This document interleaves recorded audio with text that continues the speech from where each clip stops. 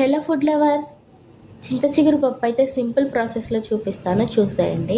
పప్పునైతే కడిగేసుకొని పక్కన పెట్టుకొని అందులో కొద్దిగా పసుపు, సరిపడినంత వాటర్ పోసుకొని 2 విజిల్స్ వచ్చేంత వరకు ఉడికించుకొని పక్కన పెట్టుకోండి. చింత చిగురు అయితే రెడీ చేసుకొని అందులో మంచిగా నలిపేసుకొని అందులో ఏదైనా పుల్లలు ఉంటే తీసేసుకొని పక్కన పెట్టుకొని మనం ఉడికించిన పప్పులో అయితే కలిపేసుకోవాలి. అలానే అందులో ఒక 2-3 పచ్చిమిర్చి వేస్తే బాగుంటుందన్నమాట.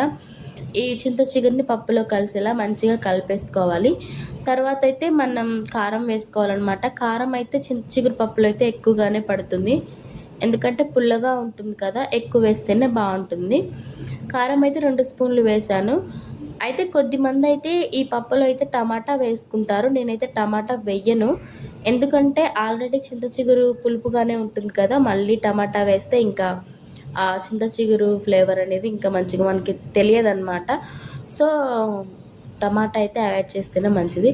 తర్వాత అయితే ఒక 2 స్పూన్లు ఉప్పు వేసుకొని సరిపడినంత వాటర్ పోసుకోవాలి. వాటర్ అయితే ఎక్కువగానే పోయండి, తర్వాతకైతే మళ్ళీ థిక్గా అయిపోతుంది. ఇప్పుడైతే తాలింపు కోసం అయితే ఒక ప్యాన్ పెట్టుకొని అందులో కొద్దిగా నూనె వేసి కొంచెం జీలకర్ర, ఆవాలు, అలానే ఎండుమిర్చి, ఒక పచ్చిమిర్చి చీలిక వేసి అది కొంచెం మగ్గిన తర్వాత అందులో వెల్లుల్లి, అలానే కరివేపాకు వేసి, మనం పప్పులో ఆనియన్ వేయలేదు కదా, సో తాలింపులో వేసుకోవాలన్నమాట. అలాగే కొంచెం ఇంగువ ఉంటే వేసుకోండి, చాలా బాగుంటుందన్నమాట. ఒక్కసారి ఇలా ట్రై చేయండి, బాగుంటుంది. నచ్చితే లైక్ చేయండి.